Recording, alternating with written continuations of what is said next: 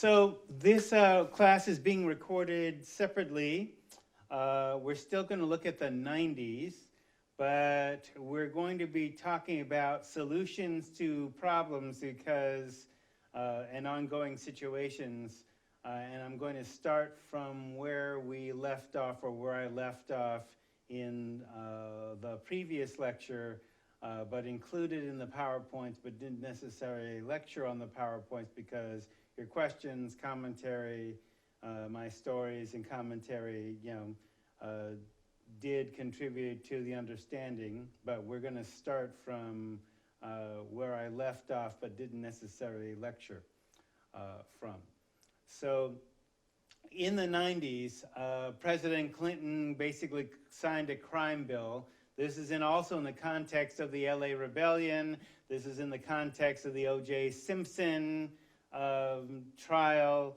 And so certainly some of the things that I'm talking about will take those into account and into context. But with President Clinton signing in the crime bill, massive amounts of African Americans were incarcerated, even though, and there were no real strategies to deal with the roots of crime. So for example, when I said a week ago that the FBI said that 40% of alcohol sales and 40% of all crime were alcohol related. So obviously, if that's nearly half of all crime, a logical strategy might be to look at reducing alcohol problems.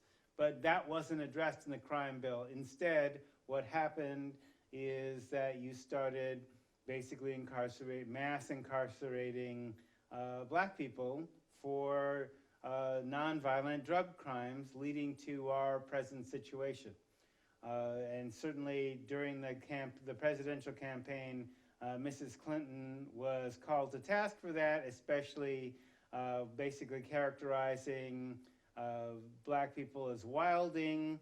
All that happened during the 90s, and the wilding incident was basically a group of black men were accused of raping a white woman in Central Park, and it turned out none of them did it. There was no evidence to suggest they did it. They were incarcerated wrongly, and then it was found out decades later that they were innocent and they were released, and that the real perpetrator had essentially died in prison, but he wasn't identified with the crime.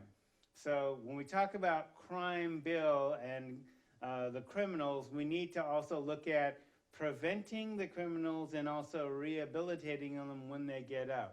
And part of the I-AM model was looking at the fact that there is socio-structural violence. That is, normal structures of society create disproportionate incarcerations, death, disease, and it becomes unaddressed by society. So one of the things that we'll look at, and that this slide looks at now, basically if you look at the I-AM public health model and you analyze the world, so added to the original public health environmental model of host, agent, environment, we have the internal community within a person, the external community outside of a person, and then being effective in the world. So that's what that part of the triangle was. So considering the world. So one characteristic of inner city black youth, and just taking them as a metaphor, and there are other groups that have this similar worldview, is that they are unable, as a secondary effect of economic and educational poverty, to one, conceive in real terms outside of their community or their immediate neighborhood, and the fact that the world does have an influence on what goes on in their neighborhood. So, for example, this doesn't just happen with inner city youth. It also happens with rural white youth too. But at the time, we were focused on the Institute for African American Mobilization, many black people lived in cities, so they were also as part of their impoverishment, they didn't necessarily think beyond their neighborhood. And black people, historically, have been a global people. So it's America that has made them more focused on the ghetto than the globe. And so that is a pathology, a psychopathology, a limitation of worldview, if you will, that makes them equivalent to white people from Arcola, who basically just stay in their little rural community and don't really consider life outside of that, except for when they travel to the big city of Eugene and or Portland.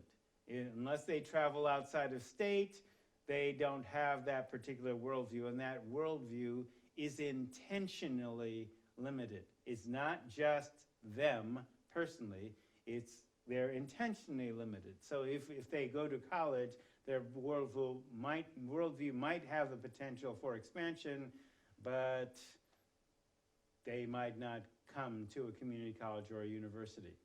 So they have, in fact, an influence on the world as well. Simple interventions such as taking kids to the zoo, to the beach, can show them about the world, but not just simply taking them to the zoo or the beach, but also exposing them to libraries if they still exist, films, travel, any number of things that usually happen outside of their working class environment.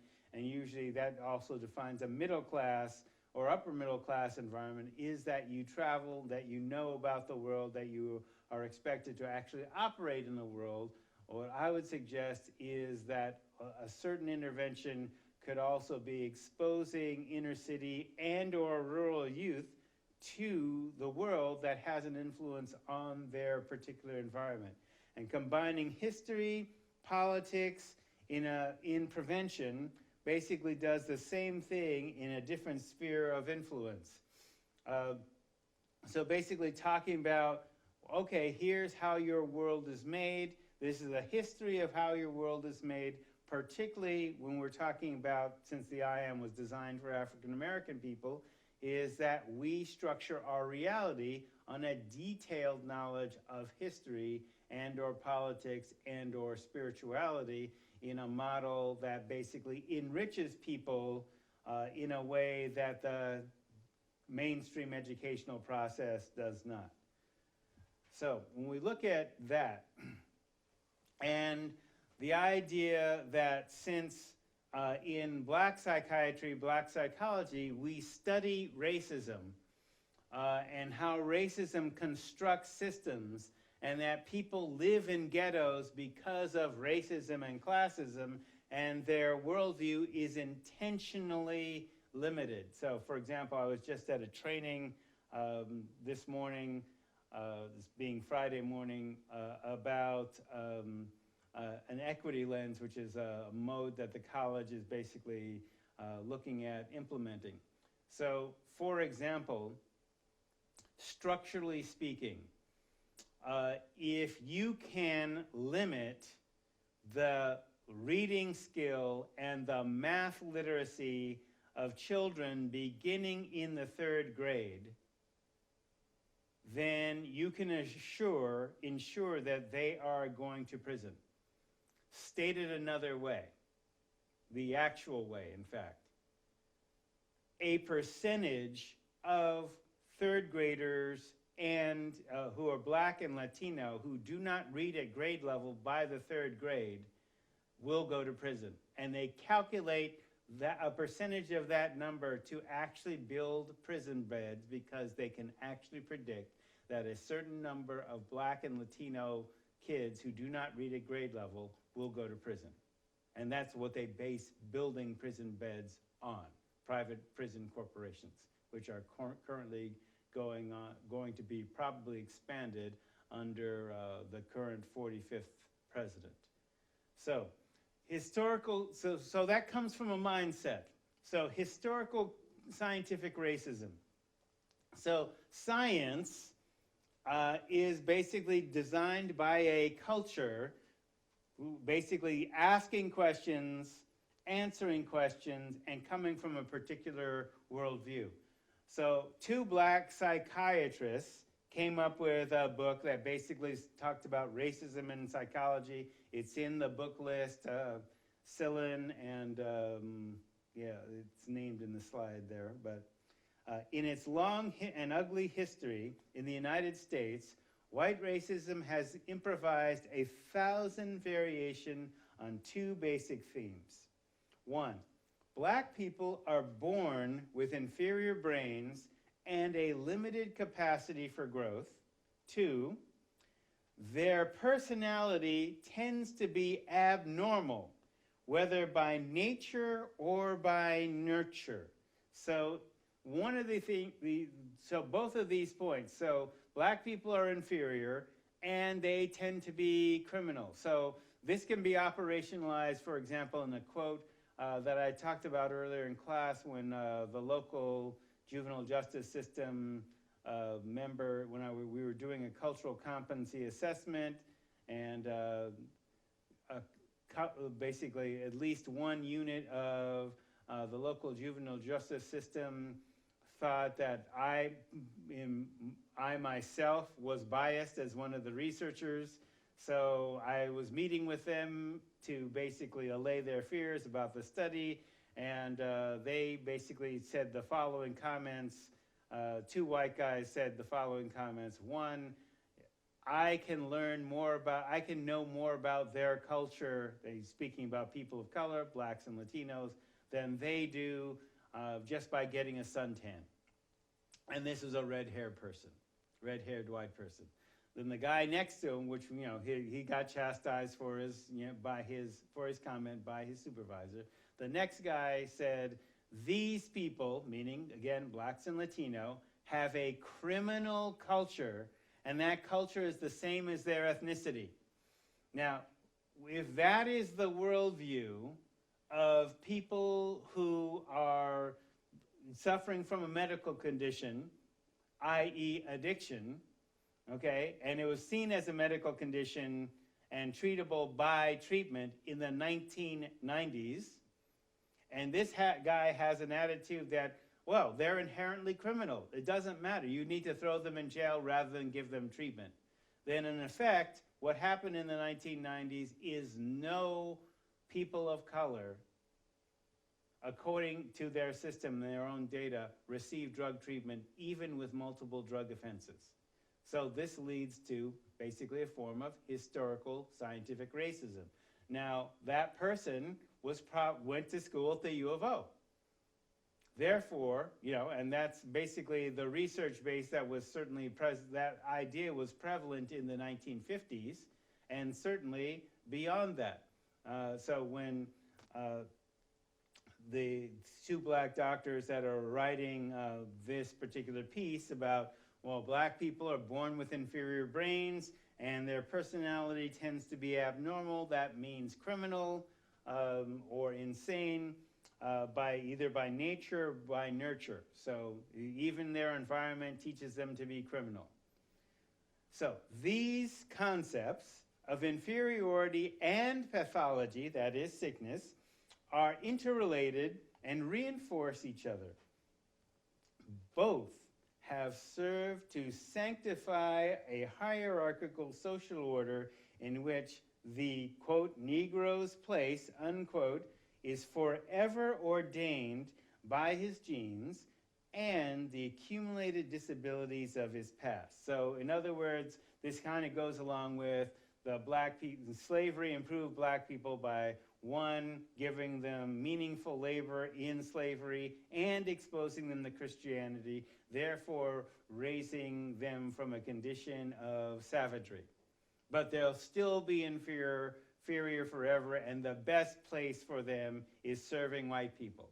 And that was definitely the attitude of the founding fathers of Oregon as well. So I'm just saying this isn't a new idea, but Thomas and Sillin basically articulated as psychologists talking about, okay, there's a reason why DSM-5, DSM-4, DSM-3 have never considered racism as a mental illness because the very foundations of psychology itself are racist. Not only racist, but also sexist, because this idea about scientific racism also can be applied to sexism. Women, of course, are emotional. They're, inferior to men because they're unable to transcend, because of their biology, their feelings and emotion. They're not able to develop intellects. I mean, the same argument that this is one of Freud's positions, that women were inherently inferior and that they were hysterical, and modern psychology's idea is that women were also psychologically inferior. So part of this idea where the scientific community is biased against people who are not white male. So historical scientific racism. So the traditional corollary, these other ideas that go along with this, to that view, say Thomas and Sillin, is that black people function best when they stay, quote unquote, in their place, i.e. inferior to whites. Social tasks and privileges normal to white men, so this is the standard, white men, are too stressful for the black man. Blacks living in unnatural freedom in the North were prone to insanity. Mental health was associated with contentment and subordinate place in society. Protest was a sign of derangement. So any assertion of civil rights, even guaranteed constitutionally advised civil rights, was seen as mentally ill, even though it is people's rightful place to protest when their government rights are being withheld for whatever reason. So Dr. Samuel Cartwright, a white Southern physician, coined maladies which affected runaway slaves. Now, he was one of the contemporaries or mentees of Dr. Benjamin Rush, who was the founder of the American Psychological Association. Even though Benjamin Rush was basically an abolitionist, Cartwright was a Southern physician who basically coined these two maladies that affect black people. Drapetomania aegypticus, the flight from home malady, that is a mental illness coined by Dr. Cartwright that basically caused slaves to run away from slavery. So in other words, you were mentally ill for escaping slavery. That was a serious diagnosis, okay? Which is a part of the reason why, given that history, that's why the American Psychological Association to this day doesn't recognize that you can have a mental illness or mental problem from racism. Their formulation that escaping slavery, asserting your civil rights, asserting your freedom is mental illness. And diaesthesia ethiopica. So drapetomania aegypticus, diaesthesia ethiopica, also rascality, called rascality by overseers in slavery. Slaves destroyed property, avoided work, and raised disturbances with the overseer. That was another mental illness. So racism. So this is from Racism and Psychiatry, Thomas and Sillin. It's on the book list. So in the historical view of these scientists, blacks had smaller, less complex, and less evolved brains. They've actually made that argument for women too.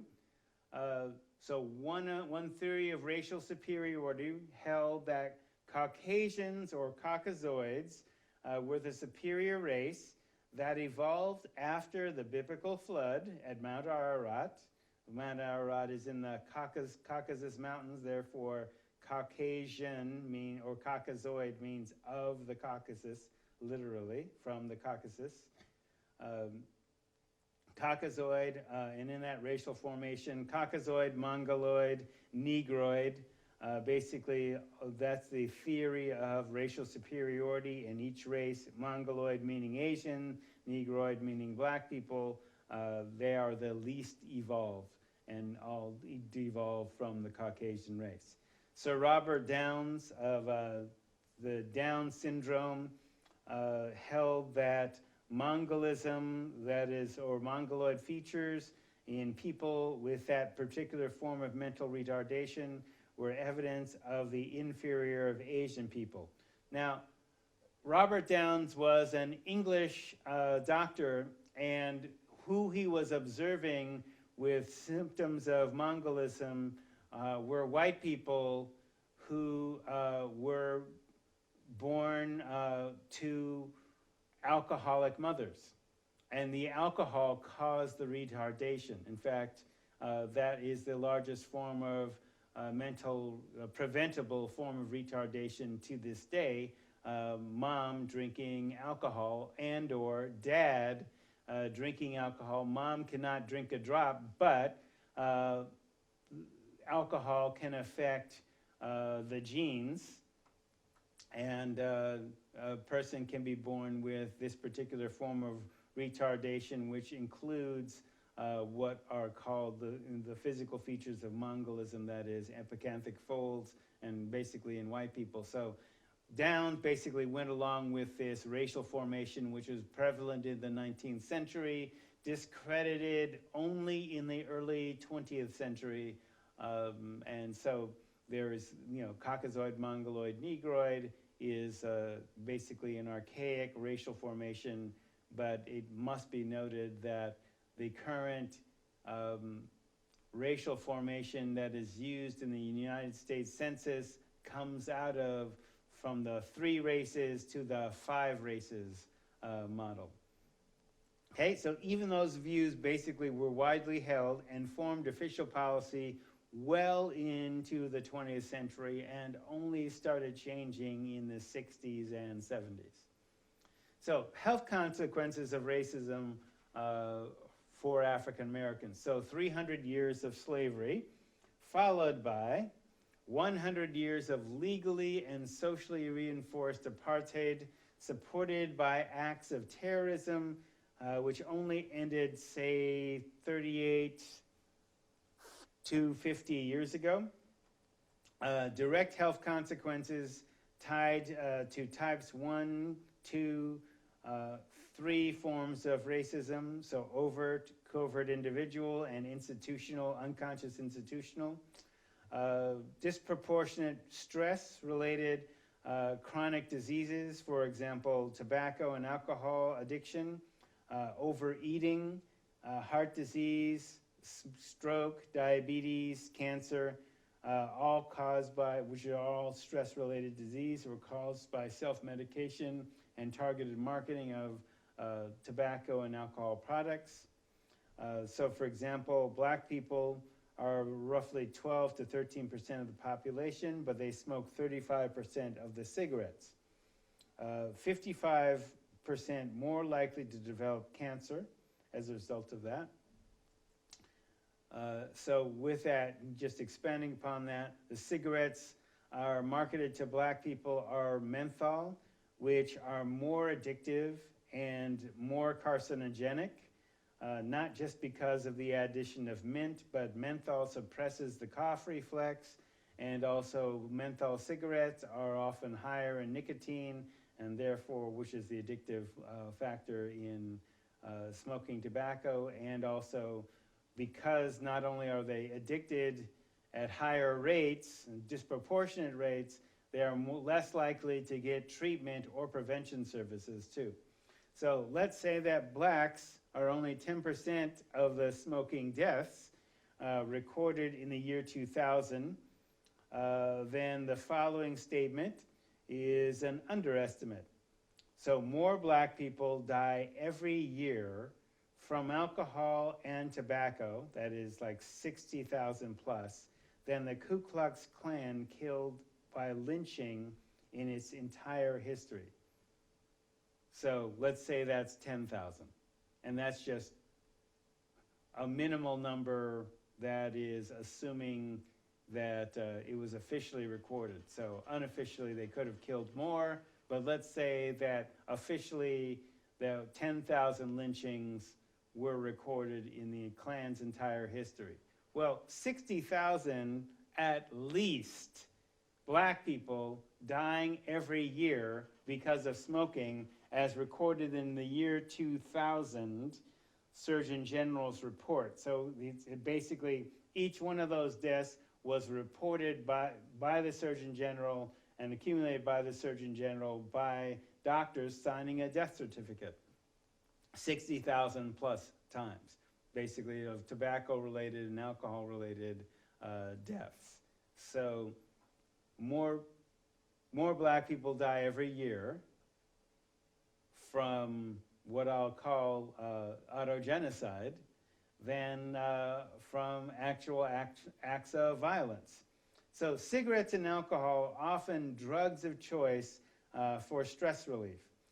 So mental health services are not necessarily accessed as frequently by African Americans because of a certain natural suspicion about racism within the mental health field, especially if you look at, in my field, addiction, 12-step oriented treatment, which is dominated not only by 12-step people, but white 12-step people.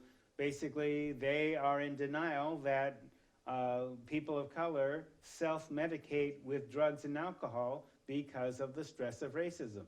So within their non-medical framework and their non-scientific framework, they feel that people of color raising issues of race, once they get clean and sober, and raising issues of race because they self-medicated with drugs because of the stress of racism, that most white people in 12-step treatment don't acknowledge that that's a problem, and basically feel that, black people are diffusing or not focusing on the real causes of addiction, which definitely the stress of racism is a contributory cause, just like for many women, their sexual assault history is also a driver for their addiction. So when black people are correctly diagnosed with any disease, it is usually at a later, more difficult stage to treat than whites, if it gets treated at all. So this phenomenon is called health disparity. So people who have a health disparity, basically it's a form of type 6, socio-structural violence. Health disparities are a form of racism in which it's not simply just individuals who are poorly trained or not adequately trained to address the reality, but it's also a structure that doesn't necessarily recognize that it's causing damage, disease, or stress disproportionately. So type 6 produces the largest number of negative health consequences, disease, and deaths through the normal, seemingly benign structures and policies of society. So socio-structural violence is designed, not accidental. So it's structurally, it's like, if we look at this room, the walls are supported by wood and steel, but you don't see that because of the board. Okay, you don't see the underlying structures of the walls, even though there's obviously electrical connections that you don't see, but you have switches to control the lights, but you don't necessarily see them. So structurally speaking, racism is built into the system, and you don't necessarily question that it's there, but it is producing a certain effect. Back to slide, thank you. So poverty is economic violence, which is also not an accident. It's not a fault of the individuals who are poor the system needs poor people to function normally. It's not an accident. So poverty is not an accident. And socio-structural violence, poverty is a form of socio-structural violence outside of race. So racism as a mental illness. So there are a number of folks, my father and people like Chet Pierce and black psychiatrists and psychologists have basically tried to fight a running battle since DSM-3 about declaring racism a mental illness. And the resistance to this is that the comment of white psychologists or the people that create DSM, the Diagnostic and Statistical Manual, which is a collection of all the mental illnesses and all the addictions strictly defined. We're in our current 5th generation of that, so DSM-5. They refuse to, as what they call pathologize racism, because racism is so widespread, you'd have to basically declare the society is insane. And we go, yeah, right. Society is mentally ill. But, okay, you still need a solution. So we're not saying that, your current fascination with, big pharma and drugs, we're not going to say that Prozac or drugs is going to cure racism. Giving LSD to Nazis is not going to magically make them see the light and see the interconnections. And since LSD is an illegal drug anyway, we're not going to give acid to Nazis.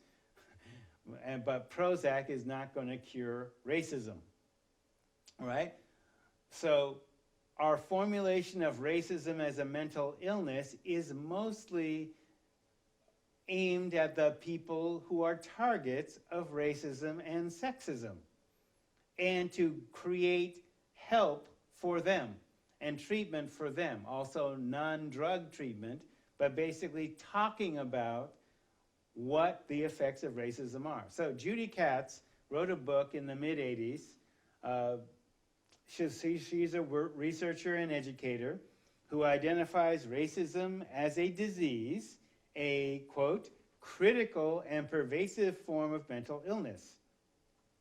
Racism has all the classic elements of destructive behavior, including acting out, denial of reality, projection, transference of blame, disassociation, and justification, which are all classic symptoms of schizophrenia and psychosis. So actually, within DSM, you could classify racism as a mental illness because it does have these associations and people exhibiting all those things of destructive behavior, including violence, acting out, denial of reality, denial of science, objective fact, projection, transference of blame, disassociation, and justification, which are all those classic signs of schizophrenia and psychosis. Now, it doesn't necessarily mean that a drug is going to prevent that, but if you are a target, or I prefer that term to victim, of racist behavior, you need to understand how that behavior came about and adjust your emotions and your thinking, and by adjust I mean heal them, so that if you're still in a racist environment, you can basically say, just like, you can make the adjustment just like a child of an alcoholic or a drug addict. Okay, this person is sick, but I don't have to be sick with them. This person can be mentally ill. I don't have to be mentally ill with them. Okay? So identifying racism as a mental illness would basically mean the people who aren't mentally ill but are targets of the racism can lead healthy lives.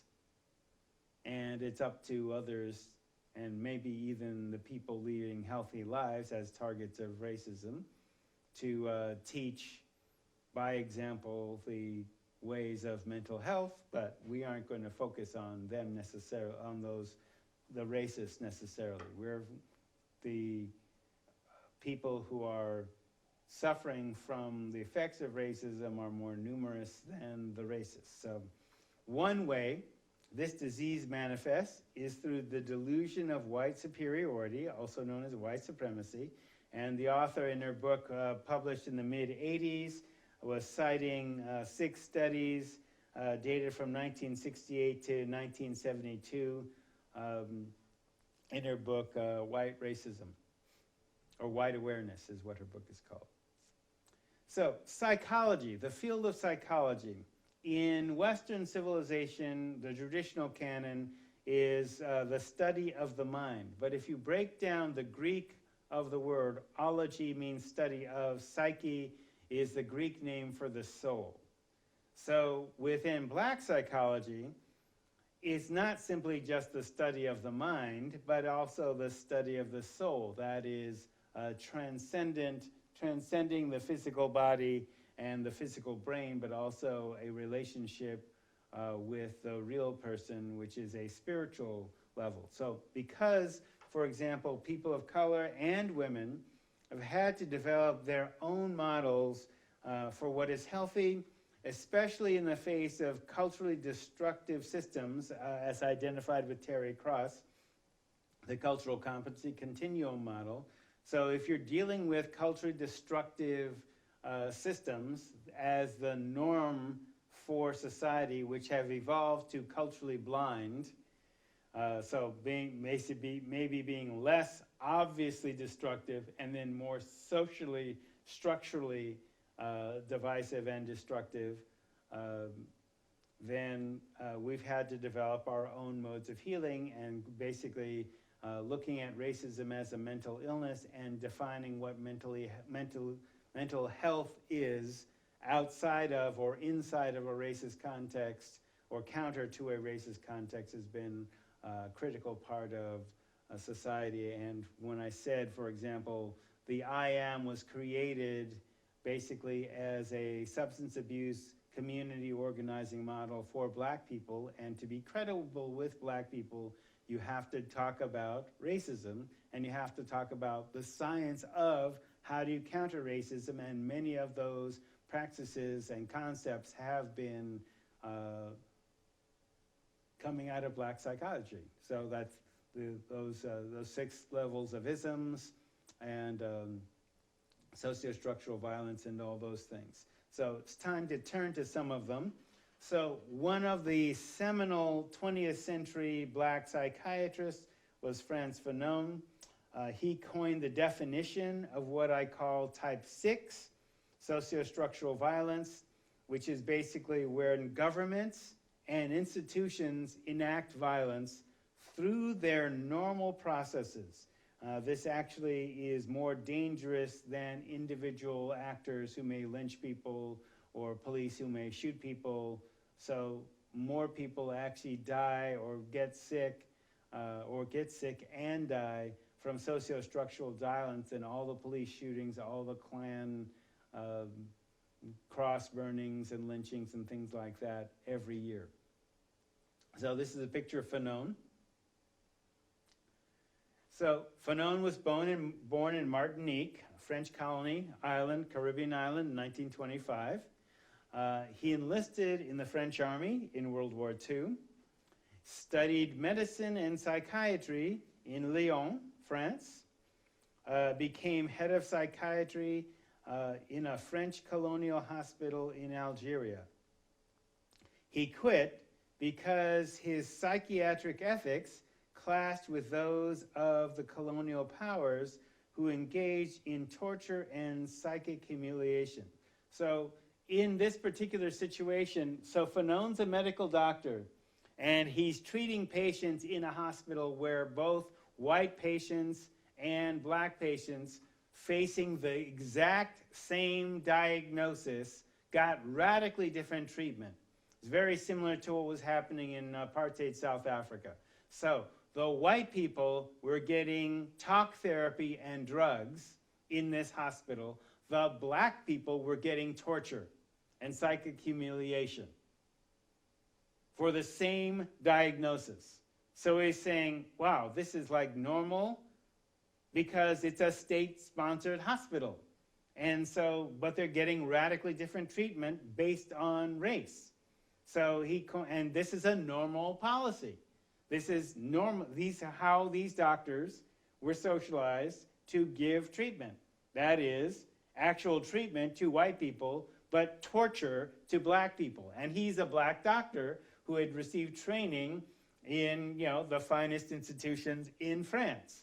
And so he's going, it's not ethical to torture people as part of the medicine, part of medical treatment. You should actually give the same treatment, i.e. drug therapy and talk therapy, to both sets of patients. So he coined, because of that experience, because that wasn't just happening in France, that was happening all over the Western world. Socio-structural violence. So he joined the Algerian independence movement, and Fanon's first book, Black Skin, White Masks, on the book list, was published in 1952, and he basically talked about the psychic disfigurement caused by colonization. So the psychic disfigurement, also known as racism, which is caused by the colonization process. He learned in Lyon that the French invitation to assimilate was accompanied with degrading stereotypes and cultural assumptions of inferiority. So very similar to what Thomas and Sillin talked about, is that black people were basically considered inferior and uneducable, so you might as well just torture them because, they can't feel pain. This is one of the things that Howard Thurman talked about, where it was a very common practice at the turn of the century to do medical experimentation on black people because they're inferior and they don't feel pain. And so it's okay to operate on them without anesthesia. And this was a common medical practice in Western medicine in the 19th and early 20th century, and definitely was a common practice into the pre-war, post-war era, civil rights era, too.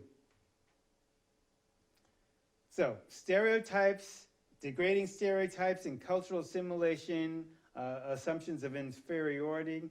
The colonized person could never hope to be more than a second-class partial citizen in a free, so-called free society.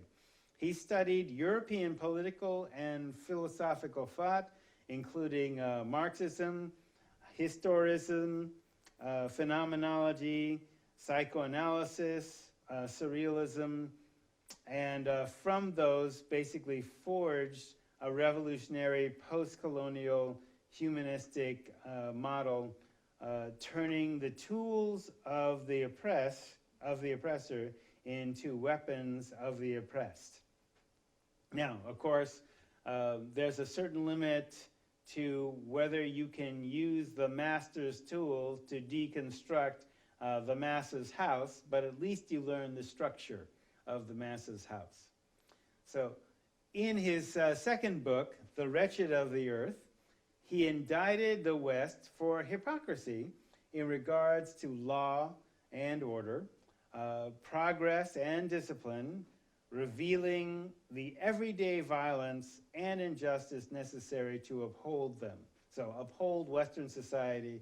So you have this illusion of freedom, which might be the daily experience for certain upper classes and for certain upper class white people, but also is based on oppressing or downpressing people of color and also poor whites, and doing a divide and rule strategy so that the poor whites and the minorities don't make alliances and overthrow that system. So progress does not come with an advancement for all. So progress is a social progress.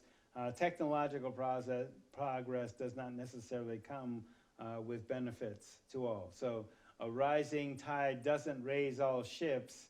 If you're living in a cardboard house by the waterfront, that rising tide may drown you. Not everybody has a boat. So it's often enriches the few while impoverishing the many, even if it provides jobs. Their spirits and their psyches are damaged by society as a normal consequence of living in society. So even if they're educated, they are educated to replicate the same inequities they are subject to. So he's also definitely aligned with Freire, or Freire's aligned with him in terms of the pedagogy of the oppressed, where the education system, where it's oriented towards domestication.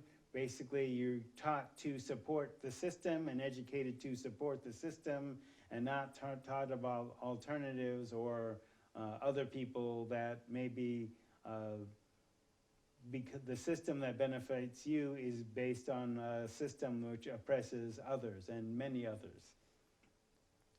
So, and without the ability then to conceive of any way out of their problem. So at the beginning of the broadcast, when I talked about ghetto youth, there's a reason why, for example, if they are exposed to an educational system which normally creates barriers to literacy and math skill.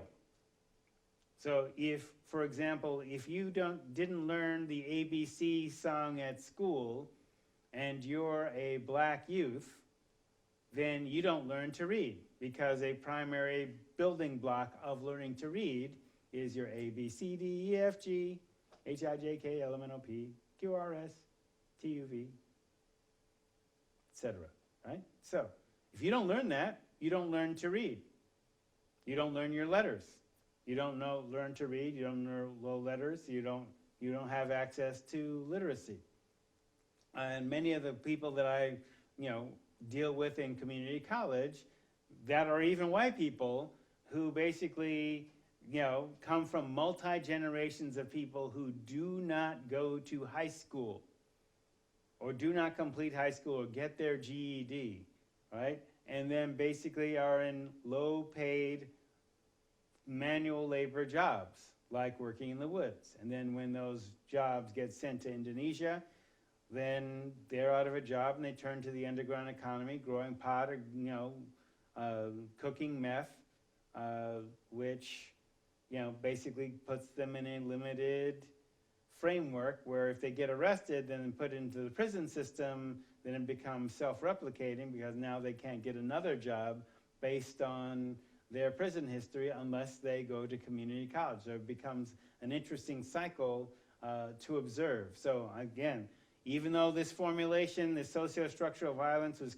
coined by a black psychiatrist who basically is saying normal structures of society are designed to produce inequity, and he's observing this about black people, it isn't just applicable to black people. And the reason I'm teaching you this is because it's not just racism, it's also what we'll call intersectionality, where many other characteristics are facing the same system. But it was one of the first articulated groups to raise the issue, to fully describe the issue with an idea to become activists and change the issue, was out of black psychiatry, which is where I'm coming from. It's not just black people, it's everybody. What was once done to us because of race is now being done to you for the money, economics. So it's one thing to protest, and it's right to protest, but at the end of the day, protests will only do certain things. So I'm training activists, people who can see the structures of inequity that affect them and change them. All right? So, knowledge by itself is not power. Vocabulary is more than just knowing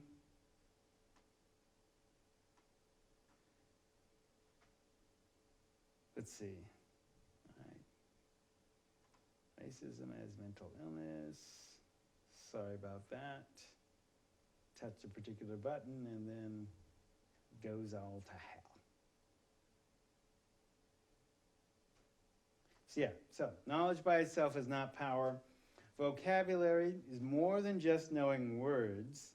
It's knowing history, detecting duplicity, that is double meaning. Oppression by confusion is one form of duplicity. Oppression by quote-unquote efficiency. So doing things the quick way, the efficient way, is often inhumane.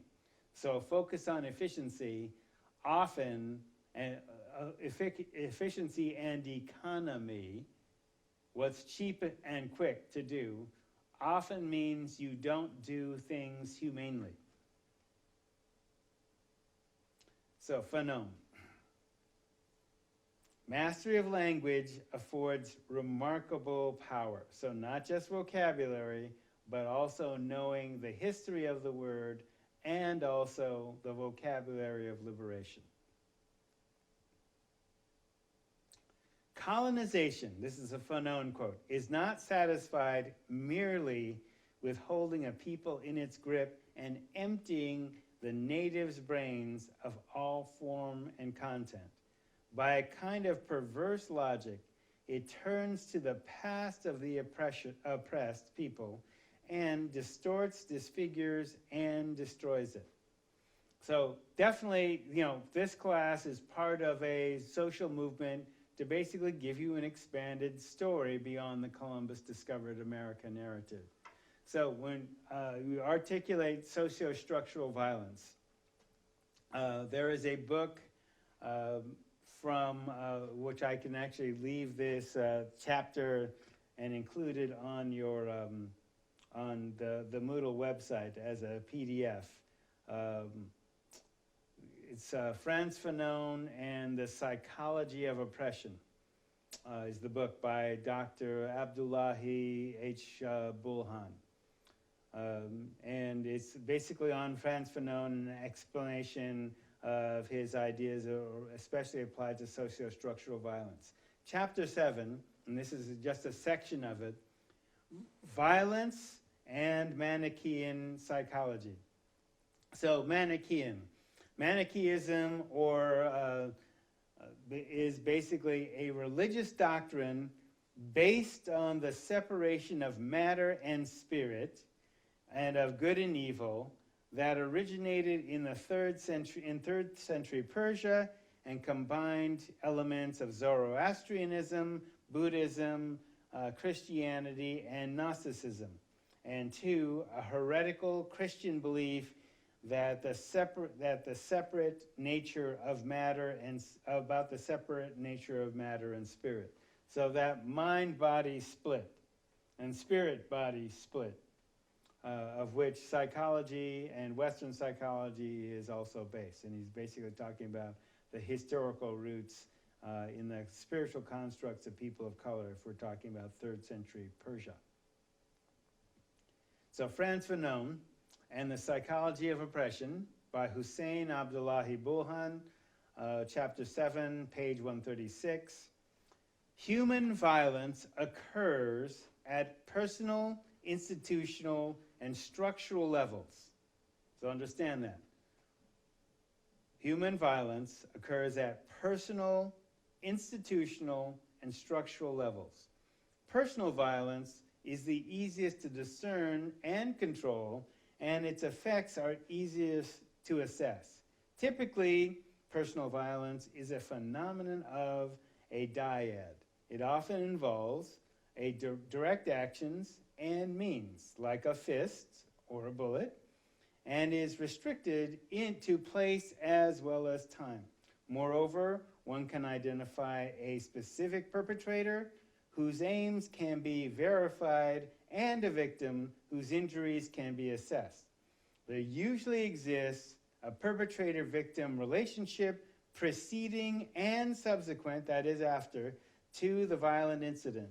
In some cases, violence indeed permeates the relationship, so as a domestic violence situation, for example, as a whole. So nonetheless, personal violence permits the ordinary procedures of imputing intent, rendering judgment, and exacting retribution. So we will see later how personal violence manifests itself in one or two related forms, namely interpersonal and intrapersonal violence.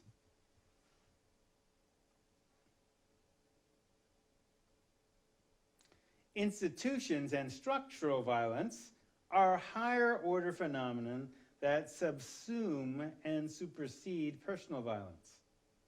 Examples of micro-social systems in which institutional violence occurs are prisons, mental institutions, and the family.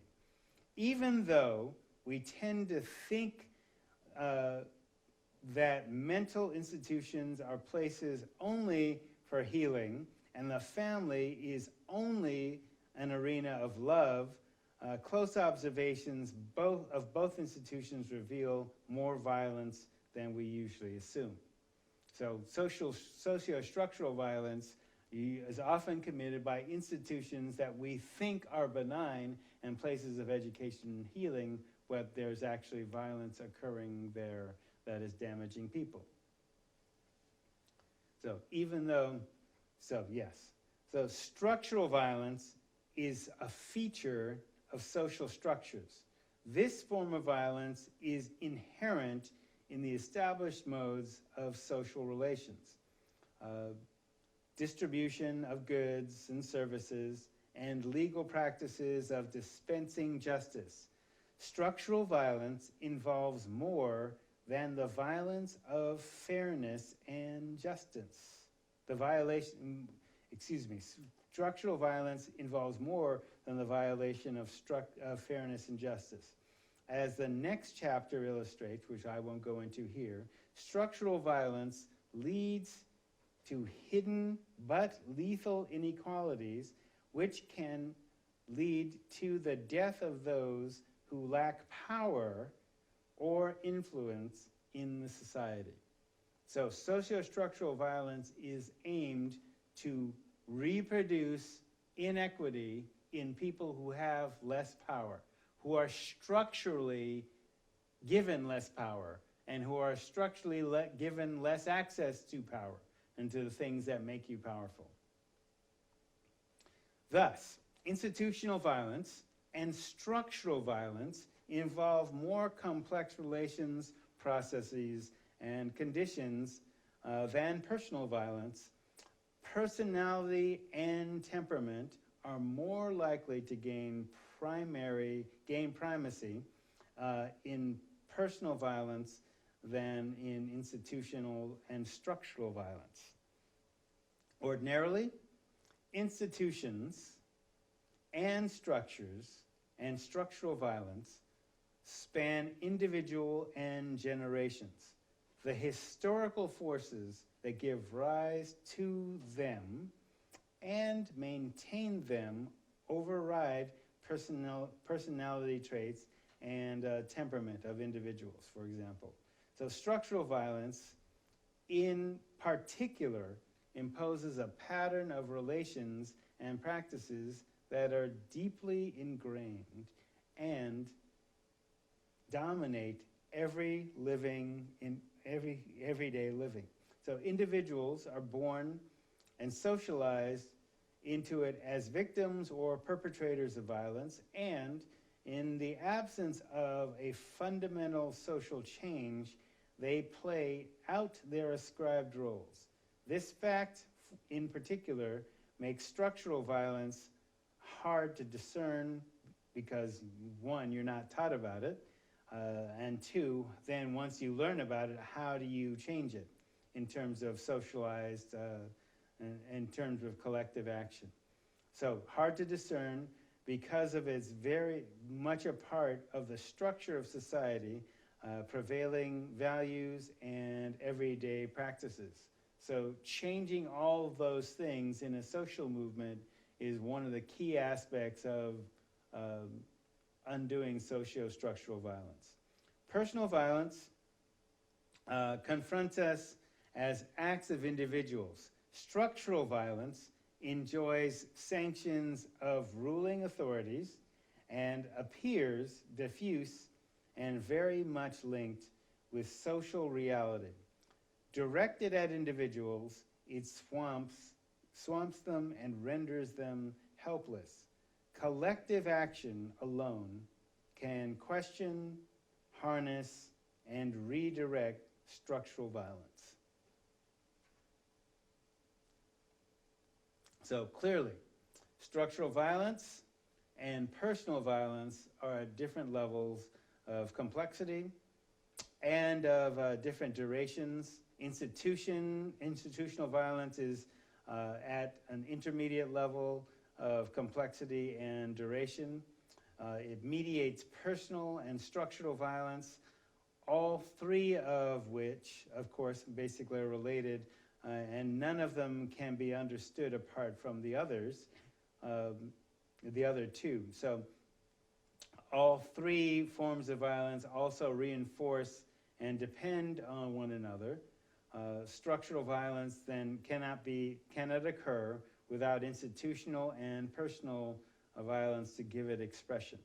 So personal violence is doomed to scorn and as crime, quote unquote crime, which is not to say that, putting it in air quotes or quotes, it doesn't mean that it isn't crime.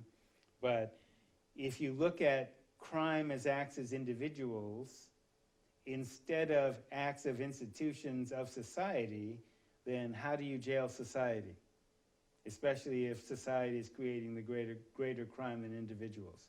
So incurring harsh punishment in individuals when it occurs without institutional and social sanction, which also means that people who are paid by institutions to commit violence aren't sanctioned. Thus, in a patriarchal society in which men monopolize violence, a man who beats his wife is less an anomaly than a woman who beats her husband or kills her husband. And a man who beats his wife or murders his wife might find less sanctions than a woman who kills her husband who is abusing her. We've definitely seen that. So similarly, in the racist society of quote-unquote yesteryear, because it's still very much present with us, so the emphasis is mine, white men rape black women with impunity, but black men suspected of raping white women risked lynching. So this particular link. So as an African-American man who is the byproduct of two historical black universities, admittedly, I am both critical of and indebted to HBCUs. That said, in the tradition of solution-based pedagogy, which is a major feature of the rich legacy of historically black colleges and universities, I offer 22 suggestions later in the broadcast for academic success. Far from a panacea, these recitations have been basically beneficial to my matriculation, graduation, and if students do not necessarily fully grasp what is needed for their long-term success, while in college, they will pay the ultimate price. And so this is not just black students, this is all students. So both literally and figuratively for their inaction. Not just Winston-Salem University, which is where the 22 qualities needed for success will come from. But I'm not going to go into that now. I'm going back to the I am model. And so the implications for action. So what is called culture? So I went into this whole discussion of socio-structural violence to begin discussion of, okay, what are the solutions? So you have violence by individuals and violence by society, both interacting and reinforcing each other as normal practices, even though individual actions may be criminalized, institutional actions are not criminalized and are reinforced. So culturally valid technology based on culturally defined evidence added to or instead of mainstream technology. So the IM was part of that because, all right, we scientifically say, okay, racism exists. There's 6 forms of it. Each one determines a course of action to neutralize it or survive it. And there's a canon of evidence that basically articulates that, some of which you get in this class, some of which are articulated in the IM. But I will tell a story basically to kind of illustrate that. So within mainstream psychology, they don't acknowledge that racism exists or sexism exists. So within mainstream technology, there's no healing for those particular problems. So when I talked about enantiodromia, that is that which arises from its opposite, the solution to the problem creates new problems. The cure to the disease is in the disease. The way in which you see the problem is the problem. So mainstream technology is developed as if there are no underlying spiritual relationship or a moral implication to the technology. Doesn't exist with that. Basically, psychology is the study of the normal processes of white male minds. And white male minds are used as the standard of normality in Western psychology, because Western means white, and it's formulated by white men. So any additions to psychology, including racism, sexism, lie outside of Western psychology, even though white women and white Jewish women like Judy Katz, who was Jewish, I think she's still alive, but Jewish, so you're subjected to anti-Semitism from the German psychologist like Freud, who was Jewish, but experienced some anti-Semitism that he didn't necessarily question. So mainstream technology developed as if there's no underlying spiritual relationship or spiritual unity among human beings or moral implications to the technology where violence is applied. So mainstream psychology then operates as if isms are either normal, permanent, or too widespread to change, therefore ignored. Okay, so the IM model described problems and then solutions. So no description without a prescription. So here's the prescription. Implications for action. Create your own solutions based on cultural strengths. Not the weaknesses, cultural strengths. So for example, the Ida B. Wells Barnett Cultural Recovery Centers. So these don't exist as specific, but I'm basically throwing out the meme. So Ida B. Wells Barnett was a writer who documented lynching and wrote anti-lynching papers and treatises, as well as looking at cultural strengths. And you should research her work, even though it happened first term. She is a historical figure. So Ida B. Wells Barnett Cultural Recovery Centers. Because cultural recovery is about memory and the facts that things happen. So not only just lynching, but our response to lynching. The Maroon Research Institute. So Maroon, as you know, I identify as a Maroon, so a black native. So there's the indigenous practices that were on this continent before there was an America, and how do cultural and genetic hybrids exist in the world. because there's going to be a blending of the two cultures, Native American and African American. Both Native and Africans build complex urban civilizations based on pyramids. What happens when they collaborate? So one of the reasons that I often talk about, for example, why Native nations had to be destroyed to make America, why America had to attack Mexico, why America had to attack Hawaii and the Pacific Islanders and destroy their culture and make it into tourism. The reason that those things happen, those cultures have in common, is they are multiracial, egalitarian societies that did not practice racism, that actually fought against racism. And America is based on racism and slavery. And so Mexico becomes a target when it elects a black president and frees the slaves. And America starts acting against it directly. So that's a maroon analysis, basically looking at history and indigeneity. That is, what is your life way that supports health and non-addiction and being able to get along with other people? So the Maroon Research Institute, the Black Star Travel Tour. So sending people to the cultures of their origin, or basically just traveling so that you expand your horizons.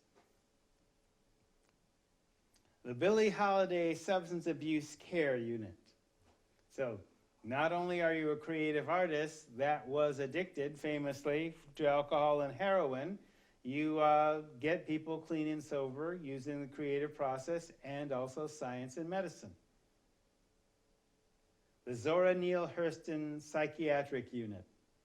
So what makes people insane in a racist context? How do you achieve sanity in a racist context? What is a racially healthy mental state that resists racism and builds an identity that's not based on inferiority, but based on equity and equality? Zora Neale Hurston Psychiatric Unit. Crouching Tiger, Hidden Dragon Incorporated. So I'll get into what that means. All right, so if you create your own solutions based on cultural strengths, the Maroon Research Institute, which, yes, I've made this up, but seeking traditional and innovative ways to liberate your mind and spirit from slavery and create a new society. So, for example, assume the mainstream media's portrayal of O.J. Simpson trial is the way they want you to think about it. Now, ESPN has made a movie about the O.J. Simpson thing most recently, but in the 90s, which is the time period we're considering, right after the LA Rebellion in 92, 2 years later was the O.J. Simpson trial, so-called the trial of the century. And so I wanted to kind of give you a different view of that from a treatment perspective. So assume the mainstream media's portrayal of the O.J. Simpson trial is the way they want you to think about it, only. All right? So this means you won't think of it in any other way because you are preoccupied with what the media circus was showing you, and certainly a remake of the movie and the retelling of the O.J. Simpson story basically followed the exact same lines. All right? Rich black guy on trial for brutally murdering his white wife. Okay, so that's on the face of it. There was definitely racism within the trial, but not necessarily the way you think. So, you know, in the interest of full disclosure, I hate and hated O.J. Simpson. So I was willing to think he did it.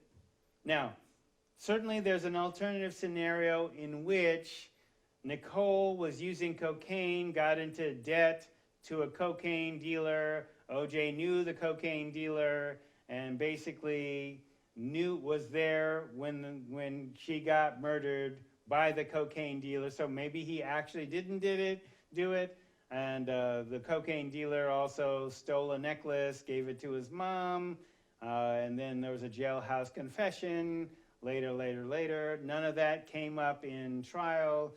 So it's possible, I'm willing to concede that there is an alternative scenario, but that didn't really wasn't given any official credence.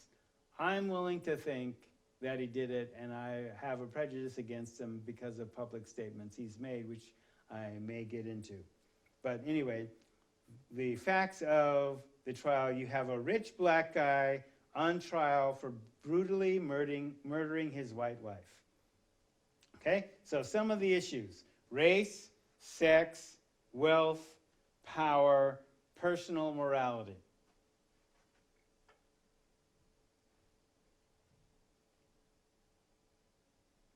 Crouching tiger, hidden dragon. Now, O.J. Simpson had issues with race. He didn't want to basically consider himself a black person. This is why I hate him.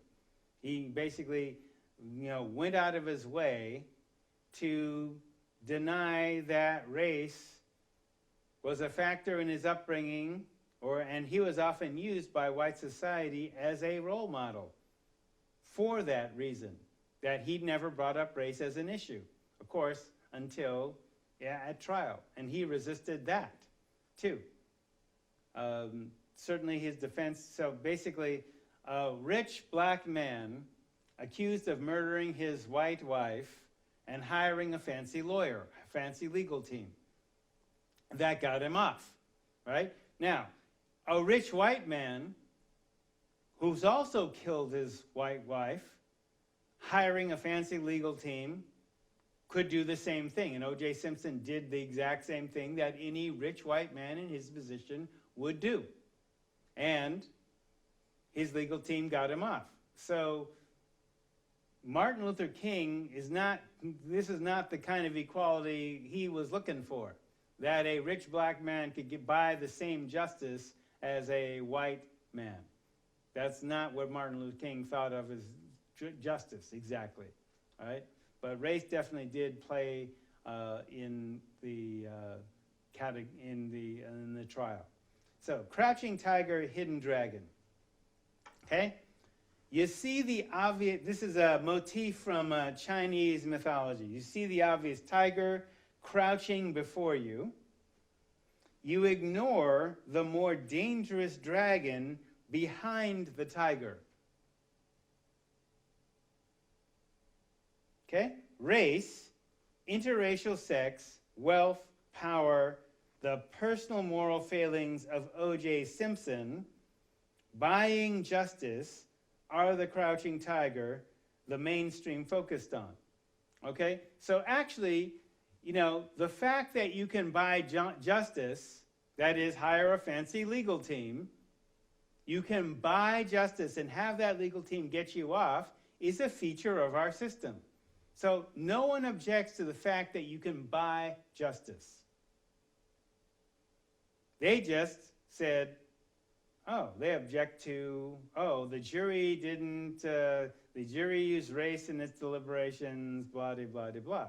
All right? You don't object to the fact that a white man and a black man can buy justice, or that rich people can buy justice, that justice isn't blind to your wealth, that it doesn't produce just outcomes regardless of race, wealth, class. You want a justice system that is equitable, but you didn't get that with O.J. Simpson. So, race, interracial sex, wealth, power, the personal moral failures of O.J. Simpson, buying justice are basically the crouching tiger and the mainstream focus on. The hidden dragon? The conditions created by society, that is the socio-structural violence, with present domestic violence and racial self-hatred as normal, unquestioned, and unsolvable. So O.J. Simpson made the following statement for which I hate him for. You know, I'm not black, I'm O.J. Now, he was domestically violent to his black wife. He was married and had kids before he met Nicole Simpson on his anniversary as a server at a restaurant where he took his black wife. He was domestically violent to his black wife first, right? So the black press in LA noted that, but it was not in the mainstream press at all. In fact, there were no portrayals of his relationship with his black wife.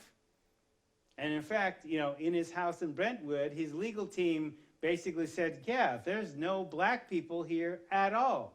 There is not any evidence that O.J.'s a black man. Let's change this up before the jury gets here. So we're going to find in his basement African artifacts, and we're going to create this image that O.J. Simpson's a black man, even though he personally doesn't consider himself a black man. I'm not black, I'm O.J. That's what he says. I'm above race.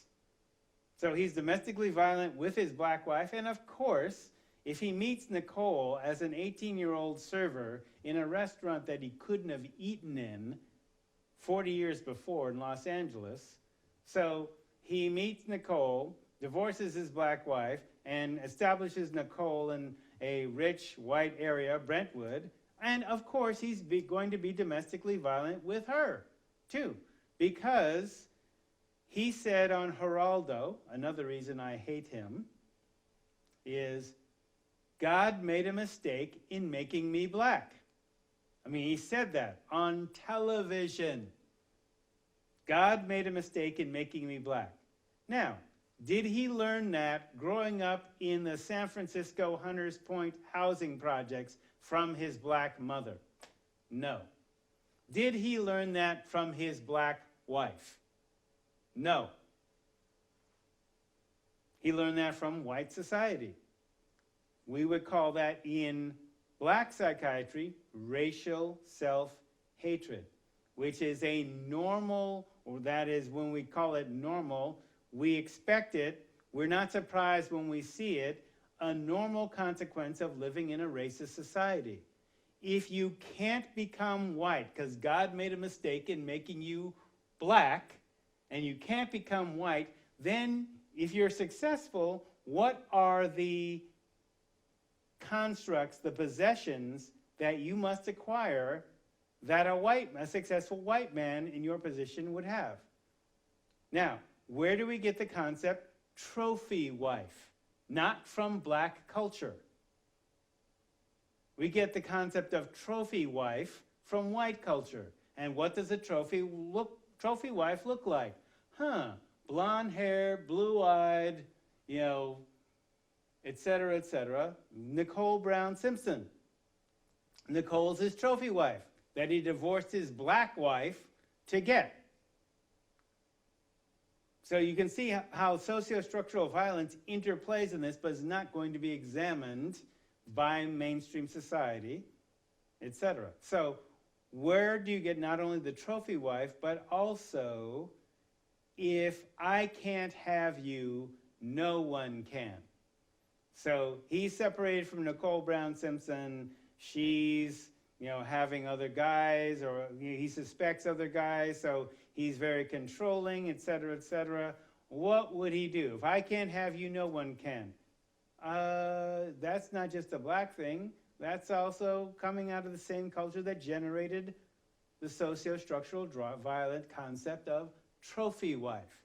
So if I can't have you, no one can, then the logical thing is kill her, or have someone else kill her, so that your hands are unsullied, right? So, yeah. So when we talk about racial self-hatred, normal, unquestioned, and unsolved, domestic violence, none of that was, those are the bigger problems, but they weren't addressed at trial. So, the strings of the Cora I Am public health model. What was not on trial? Society. The Nicole number, 993.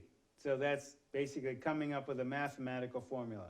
That is a year, 365 days in a year, times 23, that is, 2017 to 1994, plus 6 leap years, and that number divided by 9 equals 933. So let me explain what that mathematical formula algorithm is.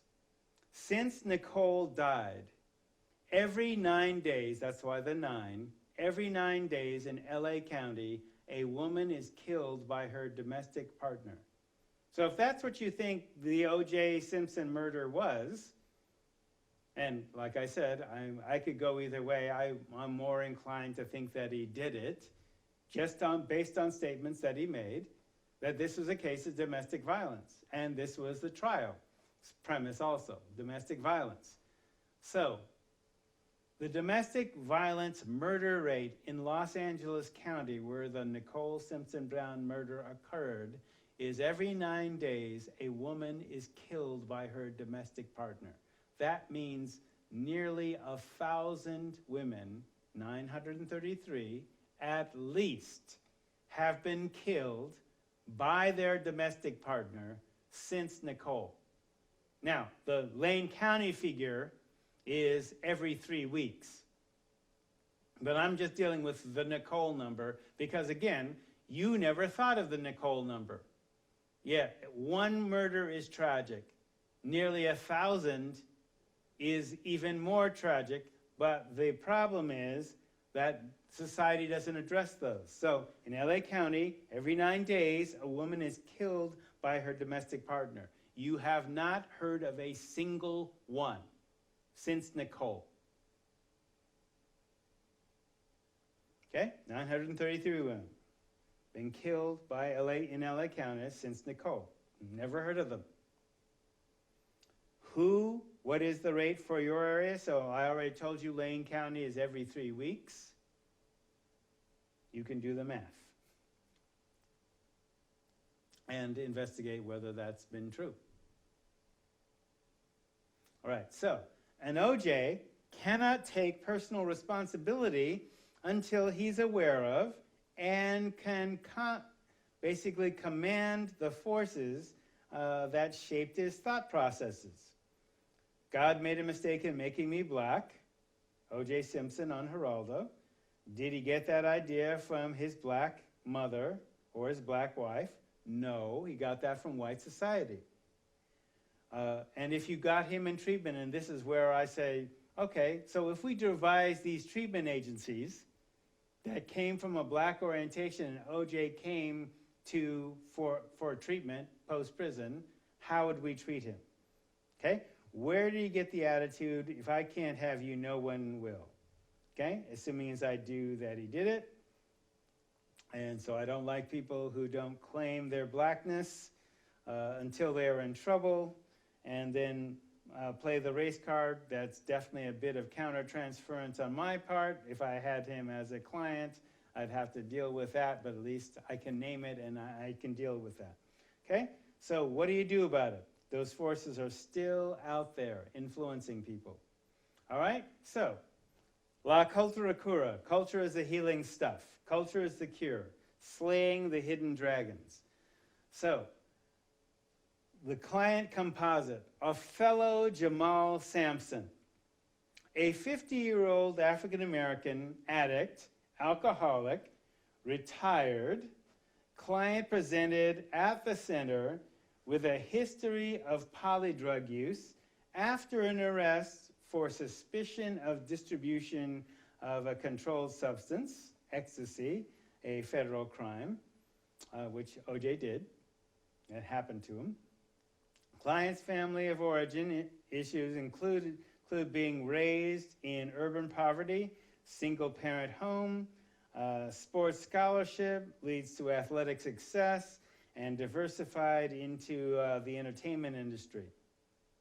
As a celebrity, His rumored consumption of substances was legendary, including alcohol, cocaine, marijuana, LSD, mushrooms. He has self-reported smokable cocaine, which basically has psychological implications, and made references to Robin Williams' joke during intake. Cocaine is God's way of telling you you're making too much money. He has 4 children from 2 marriages. The first 2 with an African-American woman, the second with a Caucasian woman that he married when she was 18 at a restaurant. He was attending with his first wife on their anniversary. This is all true. His second wife had 2 children with him and was brutally murdered. He was the prime suspect, but was able to win acquittal. There was a history of domestic violence in both marriages. The client has made public statements denying his role in the murder and declaring that God made a mistake in making him black. Consistently, many public statements attributed to the client indicate ambivalence toward his racial identity and an ambivalence towards the black community in general. Actually, even a hostility towards the black community in general. After winning custody of his children, he moved to another state. His source of income reportedly has been a pension fund, as many assets were frozen due to a legal judgment made against his estate, and ongoing debt and legal payment expenses. He was court ordered to complete treatment. So, yeah, obviously now he's in prison. So, here's the idea. So, Western diagnosis, in which the cause complies with cures. So, DSM-5, the Diagnostic Statistic Manual of the American Psychological Association. He has cocaine, alcohol, marijuana, polydrug dependence, and stimulant abuse, paranoid schizophrenia, dual diagnosis, co-occurring disorder, so he has both an addiction to street drugs and a mental illness, usually of paranoid schizophrenia. The usual Western cure would be drugs and psychotherapy, but since psychotherapy would not deal with the racial issues or the racial construct, basically we can assume he'd get Prozac and talk therapy around his drug use, but not about his racial identity as being a driver for his mental illness. So, an indigenous African-American psychology construct, which I made up from parts, but suggesting it as a solution. The KDM, that is the Kemetic Diagnostic Matrix, first iteration. Classic ragamuffin syndrome, acute cultural dysphoria and dysphoric dislocation, retrograde cultural amnesia, WSSD, that is white supremacy stress disorder, which is similar to Joy DeGruy's post-slavery stress disorder syndrome. 3rd degree racial self-hatred. So the 1st degree, negative ideation, that is thoughts regarding one's own race. 2nd degree, excessive envy and emulation of another race's cultural characteristics and denial of one's own healthy cultural characteristics. 3rd degree, verbal, physical, psychological expressions against one's own culture of origin, which might include surgery. 4th degree, cosmetic surgery, skin lightening, and basically we see lots of people of color globally using skin lightening creams, bleaching their hair, et cetera, et cetera. 5th degree, so there's 5 degrees of this, active identification and participation with racial supremacy, supremacists of another race against one's own culture of origin. So KDM, Classic ragamuffin syndrome. So ragamuffin syndrome basically comes from a 13th century poem in which there is a demon who takes the form of a little child. That's who Ragamuffin was. My mother, my parents have some black pride in them, taught me black pride. So my mother was decorating a Christmas tree, and I was helping her put up the Christmas tree one Christmas. And she buys stuff from Walmart and Hallmark and basically, you know, Black Santa and Kwanzaa and all that kind of things. She had two angels that were clearly made from the same mold. One was a blonde-haired, blue-eyed angel, and the other was the same mold, but black skin and black hair as an angel to go along with the black Santa, right? And she had both angels. So one was they were both made in China, but obviously they were pictured by a they were both made in China, but both commissioned by American companies.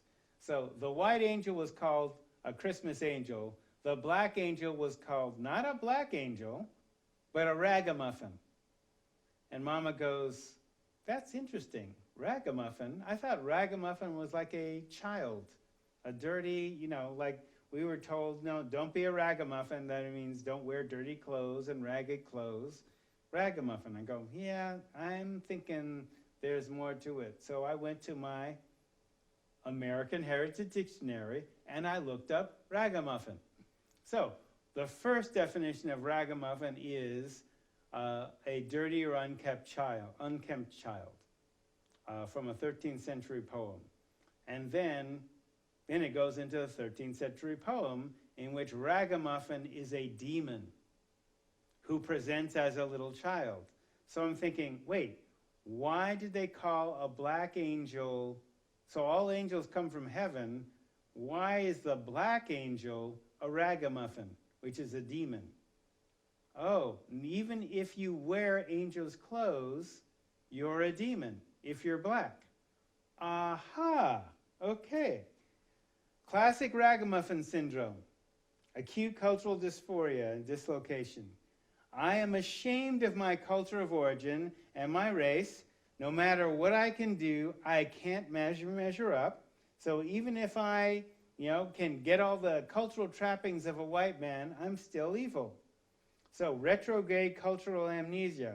One has forgotten their cultural past, and that mixed-race marriages have been successful before, and there's a pattern and a mental attitude that you can adopt to basically, even if you live in a racist society. White supremacy stress disorder. I'm in the belly of the beast, and I'm slowly being digested. How do I give the dragon or the beast indigestion? All right? Third degree racial self-hatred. Verbal, physical, psychological expressions against one's own culture of origin. So the statement on national television with Geraldo, God made a mistake in making me black, is evidence of third degree racial self-hatred. You hate being black. So, and you make that statement. Not say it loud, I'm black and I'm proud. You hate being black. God made a mistake in making you black. Where would he get that idea? And then what would his actions be? So, when we talk about creating these healing alternative modalities and basically coming up with a diagnosis matrix and then a cure matrix using not drugs but talk therapy, you can see where many elements of this class come under that and try to exemplify that. So when we're talking about the culture that generates the Western civilization, the mainstream traditional canon, and then the alternatives to that of ethnic studies, which are designed then to basically produce an alternative reality, a more humane, equitable practice, then you can see where this comes from. And so treating O.J. Simpson, and probably never get that chance, but I've treated lots of people who are not as rich or famous as O.J. Simpson, but definitely suffer from the same diseases, none of which exist in mainstream medicine because it doesn't see that as a problem. I did, and as part of the IM said, okay, this is what we need to create. And some of it can happen in individual practice, and others will basically need to be developed. But I'm throwing out the meme because I'm also saying that as white people or people of color or other folks, you need to determine what a healthy psychology is and basically enact that. So we come to a part of the IM basically that is I call elements in an atmosphere of power. And this is the formal lecture that I attempted to do on Blackboard before. So these are graphics from the movie Avatar. So consider the world Pandora in the movie Avatar. So Class M planet, planetoid, because it's a satellite of a larger planet. Class M planetoid. It's a water world, that is, liquid water exists, and just like in the latest discovery of exoplanets a couple of days ago, or that they announced a couple of days ago, a star 40 light years away, it has 7 planets, 3 of which are in what we think are the habitable zone where life like ours can form. Avatar is based on a Class M world, or supposes a Class M world, 4 light years away in the nearest star system, Proxima Centauri. So Pandora, a water world. It's a moon of a gas giant like Jupiter. More carbon dioxide and hydrogen sulfide in the atmosphere due to volcanism in the atmosphere. So it's basically poisonous to humans. This is the atmosphere that used to be on Earth, but gradually, because there are oxygen fixing plant life and bacteria and pond scum, we basically gradually switched from an ammonia methane atmosphere to an oxygen dominant atmosphere. Hydrogen sulfide still exists, but it is low and less toxic. So, elements in an atmosphere of power. So, lighter gravity on Pandora, so things float easier. Stronger magnetic fields, so greater conductivity and interspecies connectivity. But there's that atmosphere. So, elements in an atmosphere of power. So, using that meme, it's toxic. So more CO2, more hydrogen sulfide than on Earth. So you have to learn to interface with those who are native to it, because life evolved within that. That is the indigenous culture, and or wear protective gear. So there is the union of opposites, to see through others' eyes. So elements in an atmosphere of power. You need to see through others' eyes to learn how to survive in a hostile environment. Quoting Audre Lorde, the Black lesbian poet.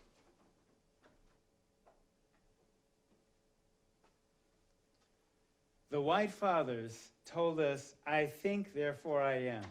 The black mother within each of us, the poet, whispers in our dreams, I feel, therefore I can be free.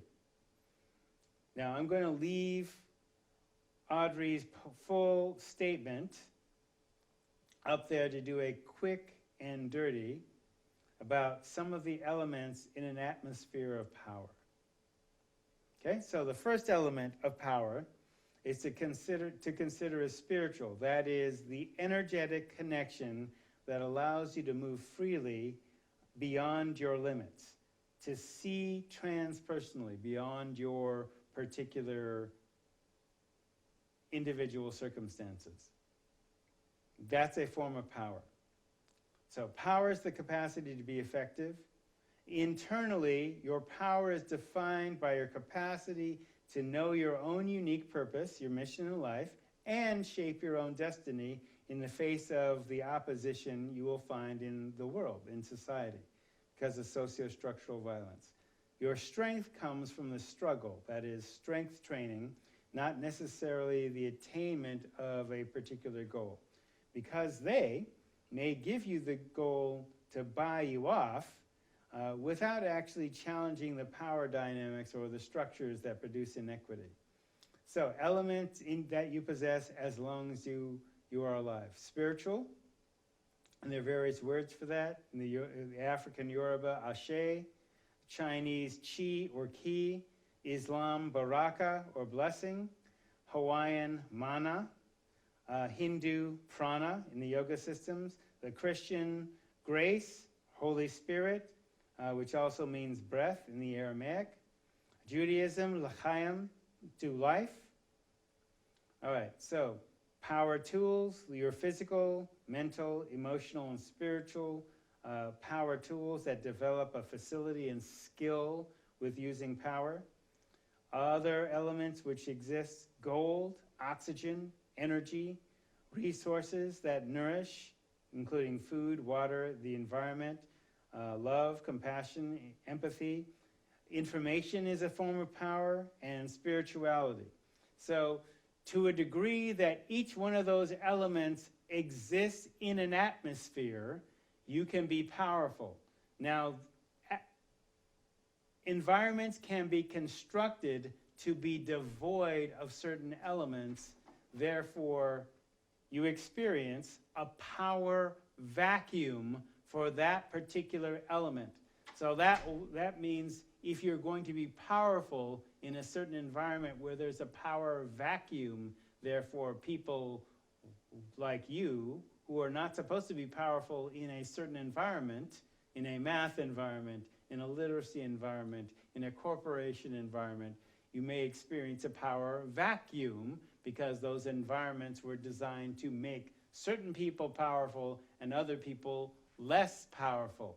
So if you conceive of power beyond the elements that are usually presented, that is money or information, and then if you conceive of power in a multi-element environment and you teach people about power, then they can be powerful in power vacuums and transform them, or as we say in science fiction, terraform them. That means we give Mars an atmosphere that we can breathe without spacesuits.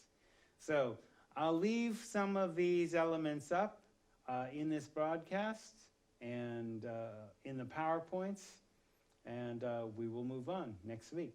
See you next week.